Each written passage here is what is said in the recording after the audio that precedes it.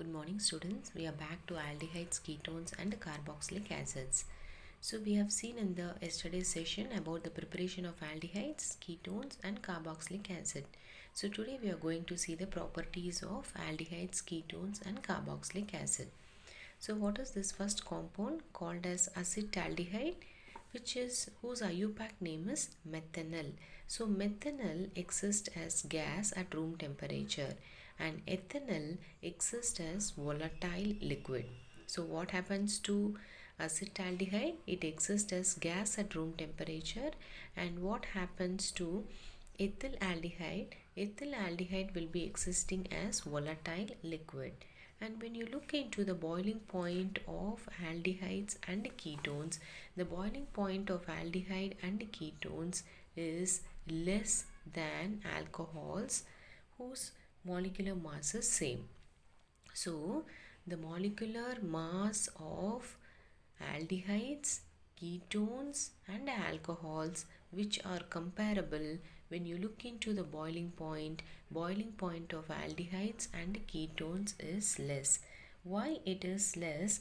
This is due to weaker molecular association in case of aldehydes.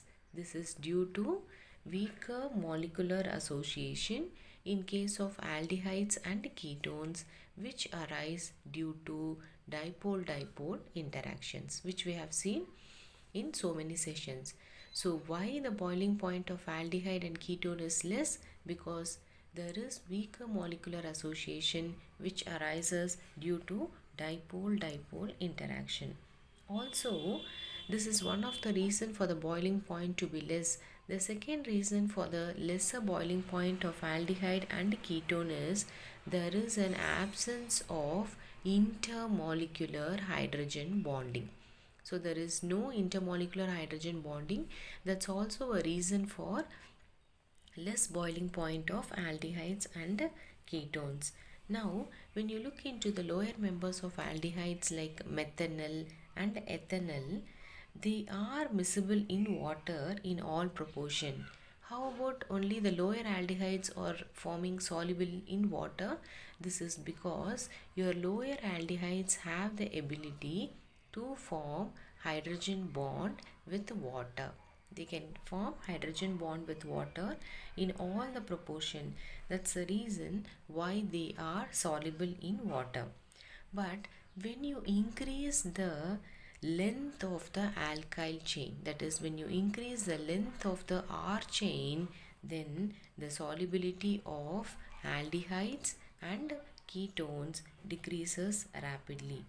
So I mean to say that all aldehydes and ketones are fairly soluble in organic solvents. Whenever I say organic solvents, you have to remember benzene, then chloroform, then methanol, that is CH3, CH2OH, methanol, alcohol group, as well as ether. Okay, so when you increase the length of the R chain, that is the length of R chain in case of aldehyde group and ketone group, then the solubility decreases. So these aldehydes and ketones are soluble in the organic solvents like benzene, ether, chloroform, etc. And what happens to the odor? Your lower aldehydes, especially your methanol and ethanol, they have pungent odor. So what is the odor? They have got pungent odor.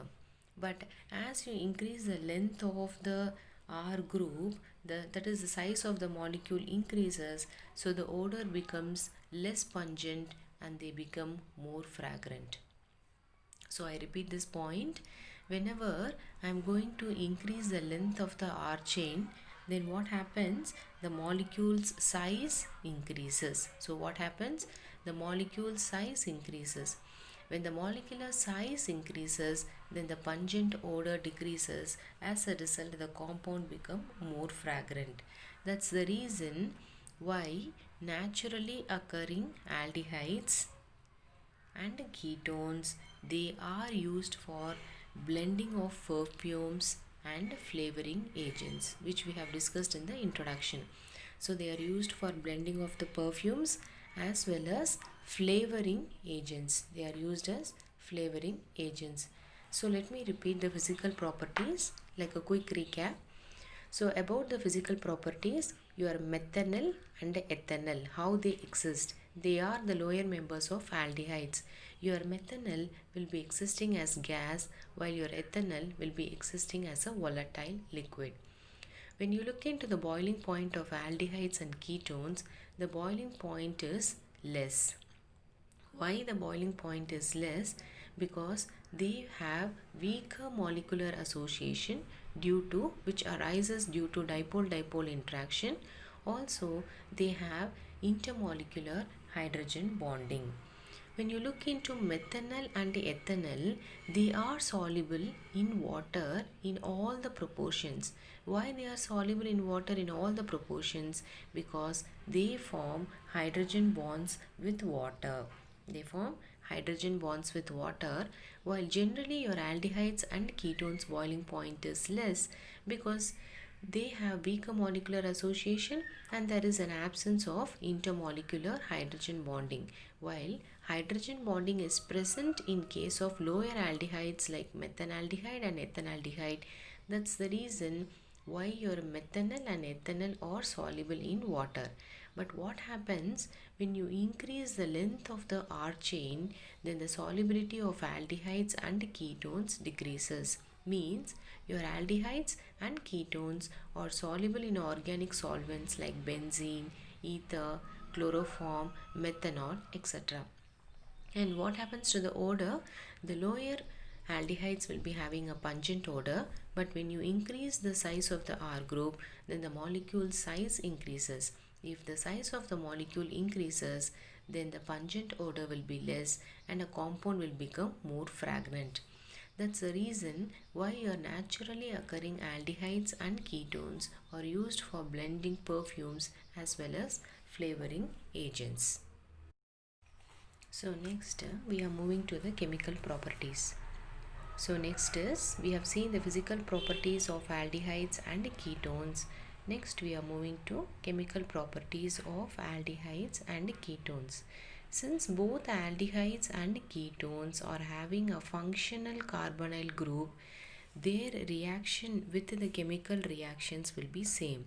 Otherwise, they undergo similar chemical reactions. So, what about the physical properties of aldehydes and ketones?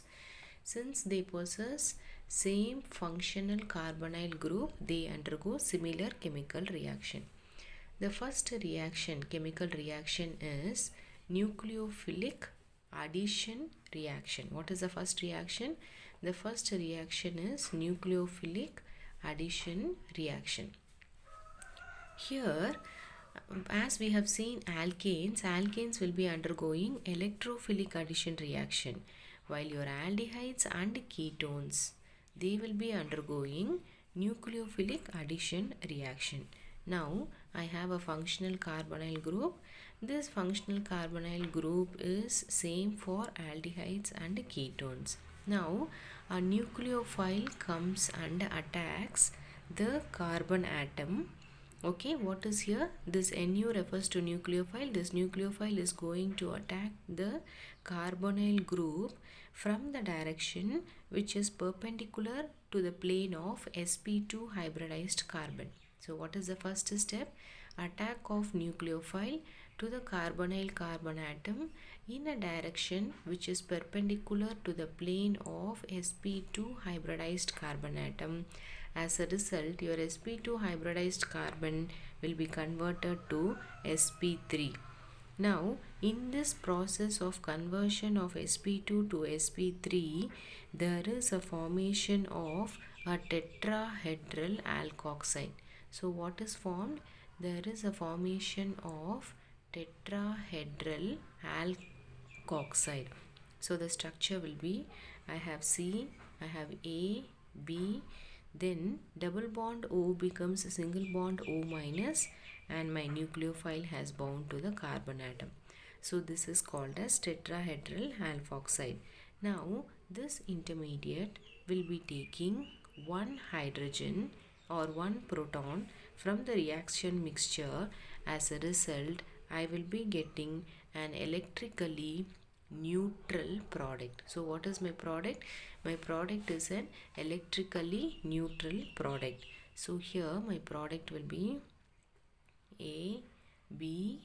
This is your attacked nucleophile. I told you this is going to take one proton from the reaction, resulting in the formation of an electrically neutral product. So what is the net result? Net result is the addition of nucleophile and the addition of proton across your carbon and oxygen double bond. That's all. So what is nucleophilic addition reaction? Aldehydes and ketones undergo nucleophilic addition reaction compared to alkanes which undergo electrophilic addition reaction. So in both the cases you have functional carbonyl group. Your nucleophile attacks the carbon to a plane which is perpendicular to sp2 hybridized carbon. So sp2 will be converted to sp3 hybridized carbon. As a result, there is a formation of tetrahedral alkoxide.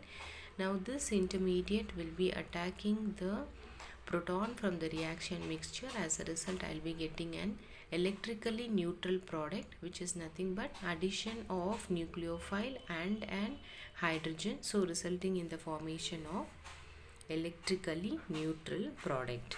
Now this is your first step. What is your second step? The second step is reactivity. Which is more reactive, whether your aldehyde or ketone? Aldehydes are more reactive than ketone.